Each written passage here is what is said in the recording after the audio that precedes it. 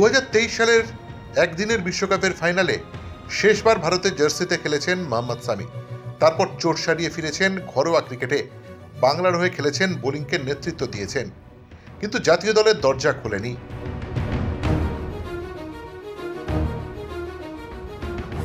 और ये धोनी की हुई जी। गजब ग्रिप कैसे SRMB जैसे SRMB TMT बार की विन ग्रिप टेक्नोलॉजी सीमेंट के साथ बनाए मजबूत पकड़। Grip is important. অস্ট্রেলিয়ার বিরুদ্ধে বর্ডার গাভাস্কার ট্রফিতে তিনি দলে অন্তর্ভুক্ত হবেন যে কোনো সময়ে, এমনই হাওয়া ঘোরাফেরা করছিল গোটা অস্ট্রেলিয়া সফর জুড়ে। কিন্তু জাতীয় দলে ডাক পাননি, বরং হাঁটু ফুলে যাওয়ার কারণে সামিকে এনসিএতে পাঠানো হয়েছে রিহ্যাব করতে। আর এনসিএ ফিট সার্টিফিকেট না দেওয়ায় অস্ট্রেলিয়া যাওয়া সম্ভব হয়নি। অবশেষে শনিবারই এনসিএ থেকে সামিকে পুরোপুরি ফিট ঘোষণা করা হয়েছে। তারপরই তাকে ইংল্যান্ডের বিরুদ্ধে টি-20 দলে রাখা হলো। তাৎপর্যপূর্ণ বিষয় হলো, ক্রিকেটের ছোট ফরম্যাটে অনেক দিন থেকেই ব্রাত্য ছিলেন সামি। তবে নির্বাচকরা সম্ভবত চ্যাম্পিয়ন্স ট্রফির আগে তাকে বেশ কিছু ম্যাচে দেখে নিতে চাইছে। ম্যাচ ফিট মোহাম্মদ সামিকে চ্যাম্পিয়ন্স ট্রফিতে চাইছে ভারত। সামির দলে ফেরা ছাড়া টি-20 দলে বিশেষ চমক নেই।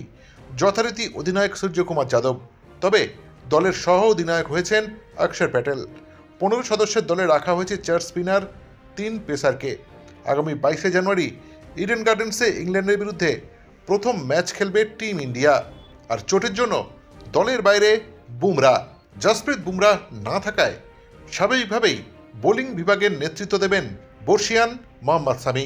15 সদস্যের ভারতীয় দল যা দাঁড়াচ্ছে: সূর্যকুমার যাদব অধিনায়ক, সঞ্জু স্যামসন, অভিষেক শর্মা, তিলক ভার্মা, হার্দিক পান্ডিয়া, রিঙ্কু সিং, নীতিশ কুমার রেড্ডি, অক্ষর প্যাটেল সহ অধিনায়ক, হর্ষিত রানা, আশদীপ সিং, মোহাম্মদ সামি, বরুণ চক্রবর্তী, রবি বিষ্ণই, ওয়াশিংটন সুন্দর এবং ধ্রুব জুরেল। Extra time.